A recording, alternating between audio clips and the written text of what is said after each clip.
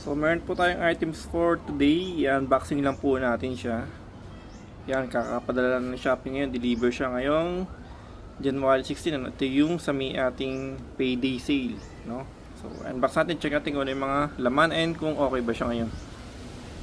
So okay guys, nakabil tayo ng ito pang workout natin dito sa bahay niya, no?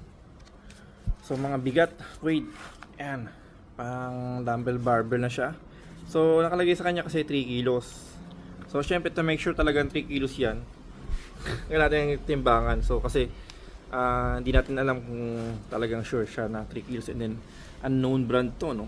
Generic brand lang na pang buwat-buwat. So okay, check natin siya kung sakto talaga siya na 3 kilos. Ayan. Pero ramdam ko naman na may kabigatan, pero to make sure talaga na 3 kilos talaga siya. Okay, so check natin, ano? So ayan ha, yun yung guhit niyan. 3 kilos nga ba siya? Hoy, 3 kilos siya, and then may konting isang guhit yata, ano?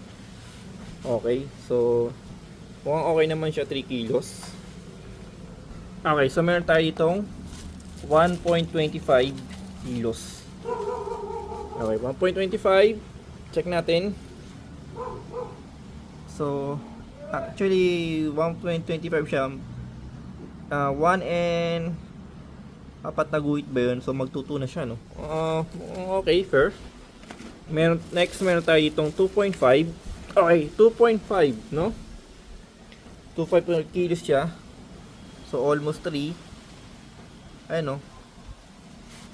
Konti sa isang guhit lang, or medyo ano lang to. Pero anyway, at least hindi siya kulang, ano? So okay siya, guys. And then maganda rin. So ayan, so ito yung ating gagamitin na pang ating gym workout na, no? Okay, thank you for watching po, no? Okay guys, so ito yung adjustable weight bench na i-order natin on Shopee. Syempre made in China yan.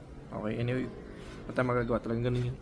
So at the presyo, syempre wala tayong masabi dyan. Okay naman siya for basic bench and then pang bahay. So ito yung first na kailangan natin ingatan, yung upholstery, kasi hindi naman siya talaga totally leather type. And then yung stitching niya, so far okay naman, no? Anyway, kasi pambahay naman sa, so magiging maingat naman tayo. Ang maganda dito guys, nakakita ko sa kanya, yung pagkaka-finishing coating nitong pinaka-bakal natin is ito yung parang pinaka the best na, no, for me, kasi kamukha siya nung cash card ko sa motor, no?